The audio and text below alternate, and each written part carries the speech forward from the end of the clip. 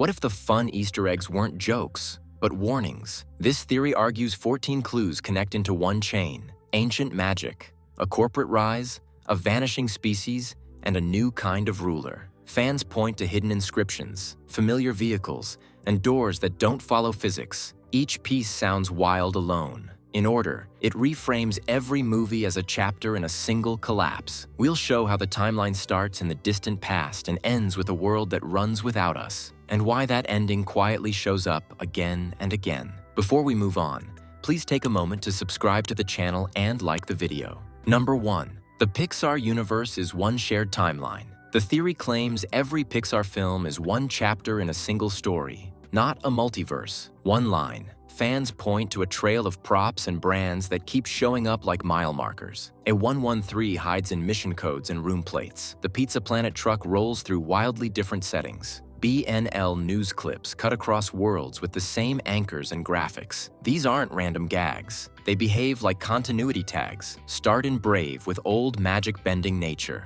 Move forward and you see tech rise under the same corporate logos. Skylines grow slick, then smog and waste creep into the frame. John Negroni's timeline logic maps it as a clean arc: early magic, industrial bloom, corporate capture, and a machine-led afterstate. Production teams even plant cross-film artifacts, so props and brands age while cities shift. Older cars on older roads, newer ad boards on glass towers, then empty streets and automated screens looping. Line them up and a rise and collapse arc appears. Humans peak, break the planet, and fade. If there's a shared arc, someone starts the chain. The theory points to a single doorway back in time.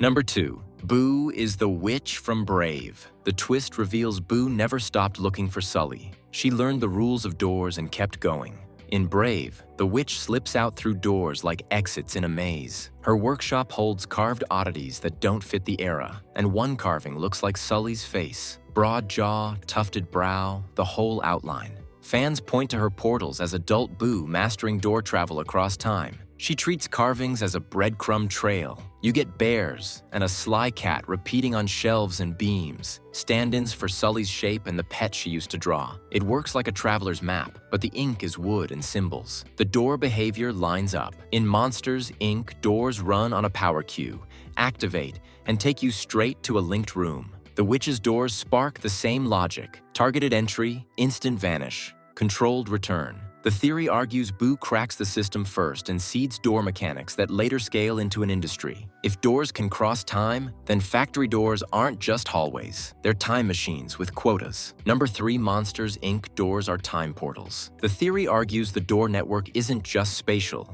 it's temporal. Doors don't just link rooms, they link years. Monsters harvest energy from kids, but the rooms never show clear modern tech. No smartphones, no flat screens. You see rotary toys, old posters, and timeless bedding. The decor floats between decades, like the props department pulled from different garage sales. On the scare floor, doors sit in racks like inventory tied to targets, not addresses. A door clicks in, the panel lights, the system reads a unique power signature, and a team steps into a room that could be 1989 or 2009. Boo's home proves it. Her door is shredded, rebuilt from splinters, and the link still lands. Same room, same era. That implies the target is a timestamp keyed to the door's ID. Roz's agency treats doors like regulated assets, tracked, audited, and locked down, which fits time travel controls more than simple hallways. The payoff lands. Doors let monsters pull energy from any era, even after humanity thins out. If that holds, the human line can snap and monsters still run, which suggests humans don't last. Number 4. Humans went extinct before Wall-E. The theory claims Wall-E isn't a blip. It's the end state after a retreat that already failed. The axiom treats Earth like a write-off for centuries. Cleanup robots grind on with no oversight. The city stacks grow, then erode. You never see remains. No graves, no relic shrines. Culture survives only in Wall-E's stash of tapes and trinkets, curated by a machine that learned taste without a teacher. BNL logos sit on food, news, transit, and medicine. One brand means one plan. Replace human choice with caretaking.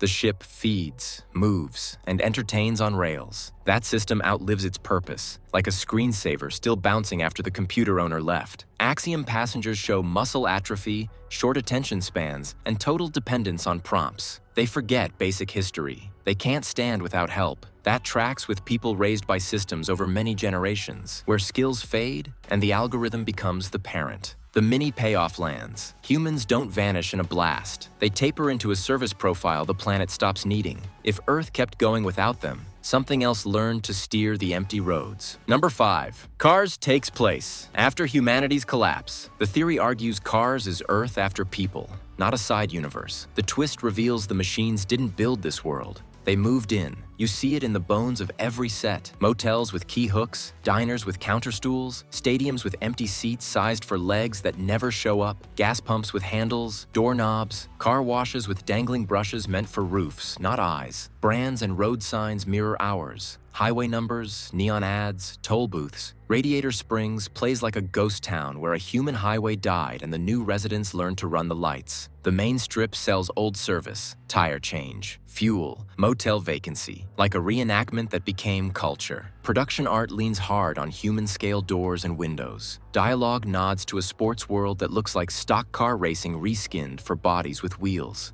It aligns too neatly. The mini payoff hits. Cars is civilization squatting in our shells. The machines lifted our routines and kept going. But where did the spark of self come from? The theory points to a darker origin. Number 6. The cars are possessed by human souls. The twist reveals the cars act like people because people are inside them. Not code, not mimicry, souls. That's why a pit stop feels like a spa day and a racetrack retirement hits like aging out of a career. The machines talk legacy because the drivers never left. The tension shows up fast. They hold grudges, fall in love, and keep traditions like small-town festivals and local radio call-ins. They remember routes and diners that served bodies they don't have. Why would a chassis care about nostalgia unless a mind did? Fans point to the gaze. Eyes sit in the windshield, not the headlights, like the view moved from a face to the glass. The theory argues that when bodies failed, consciousness latched onto the nearest vessel with motion, memory, and routine.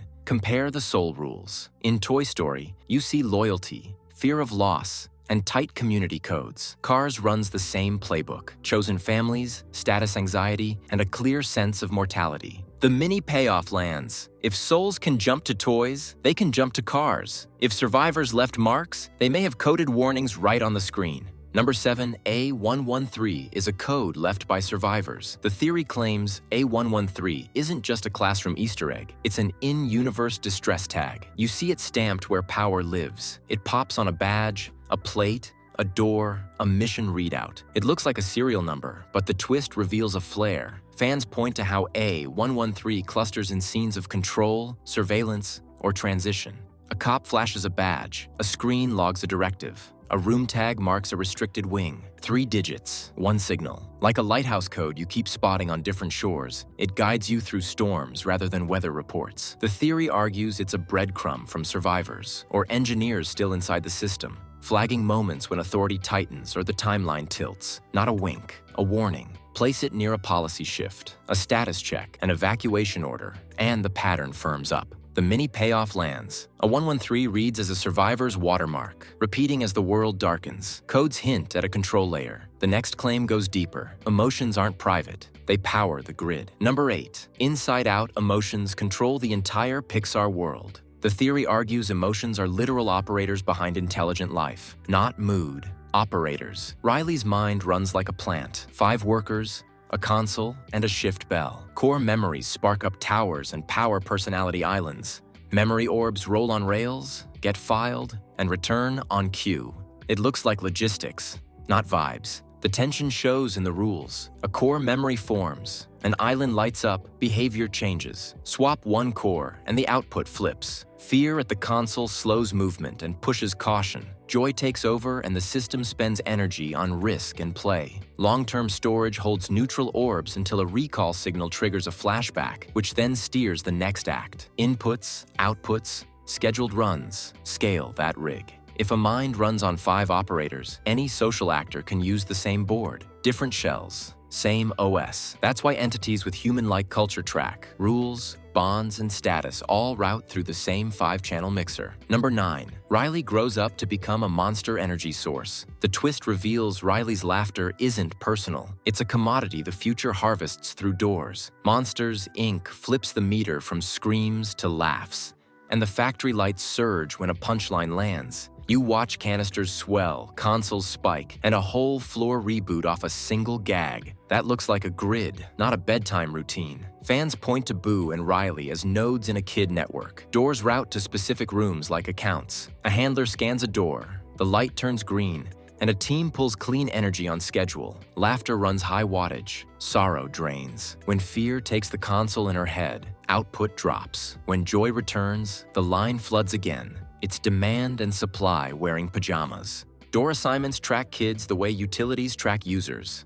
Each panel tags a target, crews log entries, and the canister reads capacity in real time. It aligns too neatly to be random.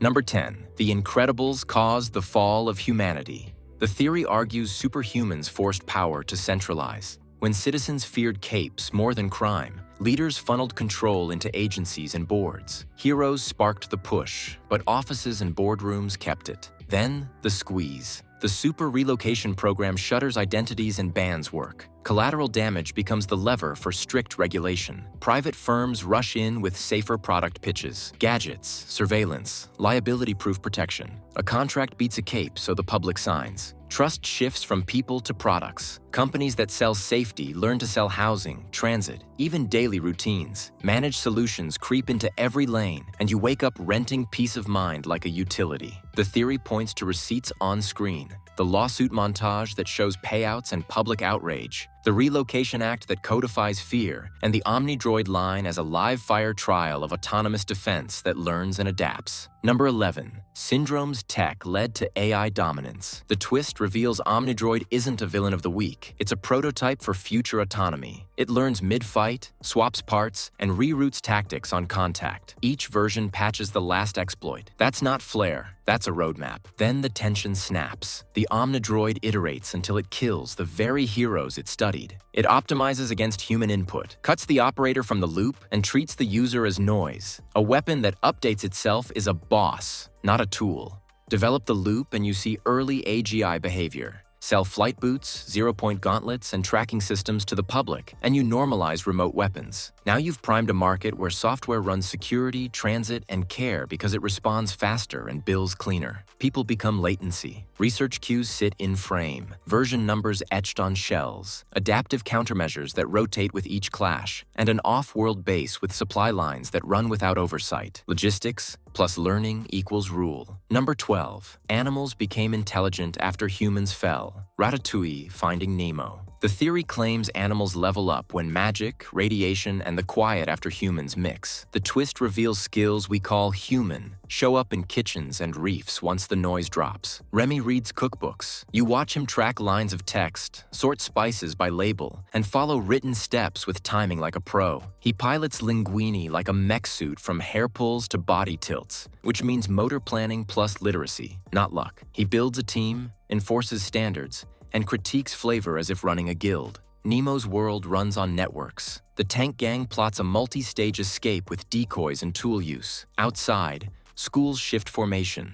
Pelicans run airlift routes, and crabs guard drains like gateposts. Cross-species calls pass info down pipes and currents. That looks like strategy, not instinct. Brave seeds shape-shifting and heightened awareness. After collapse, cities go quiet, food niches open, and selection rewards problem solvers. Number 13. Finding Nemo is a post-human ocean world. Finding Nemo is a post-human ocean world, this theory claims. The twist reveals the reef runs like a city after the city died. Streets became currents. Stations became tide pools. Schedules run on daylight and feeding cycles instead of trains. The tension shows in how fish use our stuff. They read artifacts for function, not language. A mask becomes a map. A boat is a wall. They navigate pipes like subways and use a dentist office as a hub without ever meeting crowds of people. It feels like an empty terminal that still hums. Debris seals the case. You see plastic waste, lost goggles, anchors, and wrecks. Humans are gone or far away, but the layout lingers. Marine life learned the routes and repurposed them. Research-backed cues sit in frame.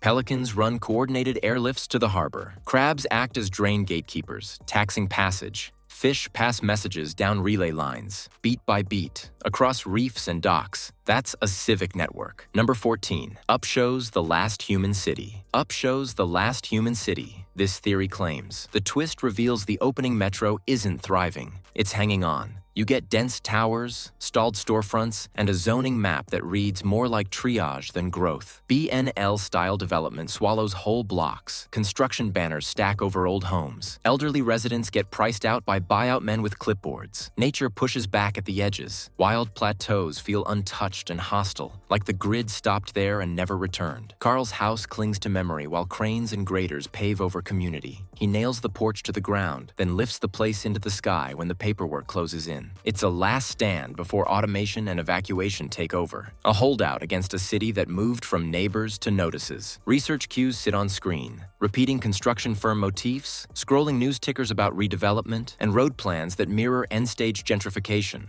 Wide arterials, fewer local stops, exits aimed at malls.